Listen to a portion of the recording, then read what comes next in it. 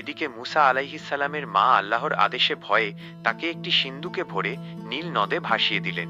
ফেরাউনের হাত থেকে প্রিয় সন্তানকে বাঁচাতে সিন্দুকটি ভাসতে লাগল আল্লাহর পরম আশ্রয়ে। সেই সিন্দুকটি এসে ভিড়ল আছিয়ার প্রাসাদের ঘাটে। তিনি দাসীদের বললেন, এটা খোলো। ঢাকনা খুলতেই দেখলেন এক অপরূপ সুন্দর শিশু মুসা। আছিয়ার মাতৃহৃদয় অমনি জেগে উঠল, তার চোখে জল এসে গেল। খবর পেয়ে ফেরাউন গর্জে উঠল, এটা বনি ইসরায়েলের সন্তান, একে এখনই হত্যা করো। আছিয়া কাঁদতে কাঁদতে বাধা দিয়ে বললেন, হে আমার স্বামী, এই শিশুকে আমার কোলে দাও, এ আমার এবং তোমার নয়নমণি হবে। আল্লাহর কি অপরূপ কুদরত! ফেরাউন রাজি হলেন। আছিয়া মুসাকে পরম মমতায় প্রাসাদে লালন পালন করতে লাগলেন। গোপনে তাকে আল্লাহর একত্ববাদ শিখাতেন। এভাবেই ফেরাউনের ঘরেই বেড়ে উঠলেন মুসা। আহা, বছরের পর বছর গড়িয়ে গেল। মুসা আলাইহিসসালাম এখন টগবগে যুবক।